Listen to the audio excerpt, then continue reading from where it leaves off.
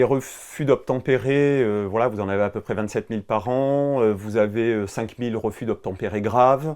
D'un côté, ça a augmenté dans la durée. Bon, il faut dire ça a augmenté dans la durée sur ces 30 dernières années. Hein. Le permis à points y fait, la politique de lutte contre les stupéfiants y fait également. Donc vous voyez, vous avez les effets d'autres politiques publiques qui ont augmenté ces situations. De l'autre côté, quand on regarde les tirs policiers sur des véhicules en mouvement, on voit qu'ils ont augmenté de 40 à 50% entre la période avant 2017 et après 2017. Quand on regarde les tirs mortels de policiers, là l'augmentation est beaucoup plus importante. On a entre 5 et 12 tirs mortels par an depuis 2017, là où on était entre 1 et 5 avant.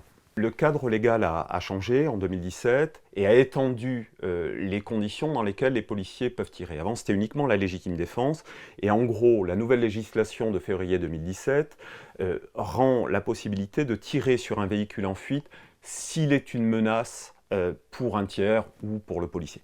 Et en fait, les conditions d'interprétation d'un véhicule en fuite qui constitue une menace pour la vie d'un tiers sont très difficiles. Et en fait, ça pose une question de quelles sont les instructions données aux policiers, et ça pose une autre question de quelles sont les formations pour les policiers. Or, on voit que sur ces deux points-là, les instructions n'ont pas nécessairement été claires. On a vu une très forte augmentation sur 2017-2018 parce que les instructions insistaient sur la liberté donnée aux policiers et le temps de formation consacré obligatoirement à l'usage du tir est notoirement non employé par les policiers. Quand vous êtes policier, vous avez 3 séances de tir obligatoires par an et vous avez un certain nombre d'heures, entre 10 et 15 heures, d'utilisation des armes. En sachant bien que l'utilisation des armes, c'est pas uniquement savoir tirer précisément, c'est savoir quand et comment tirer.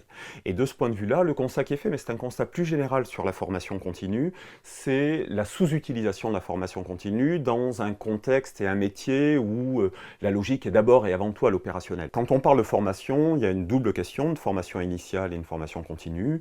En formation initiale, voilà, en Allemagne c'est 3 ans, en France c'est 1 an, et quand on regarde la formation continue, les obligations, les objectifs fixés en matière de formation continue sont régulièrement non tenus, c'est reconnu même par le ministre. La direction de la formation est un peu le parent pauvre de la police nationale, ce qui est bien dommage, parce qu'en fait on axe beaucoup sur le personnel, les effectifs, sur les rémunérations, plus récemment sur les équipements.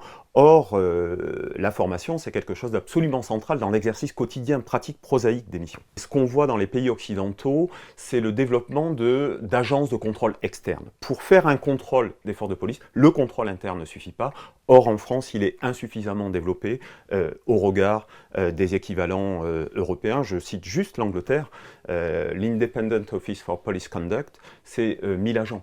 Là où pour le défenseur des droits, sur cette mission-là, vous en avez 15.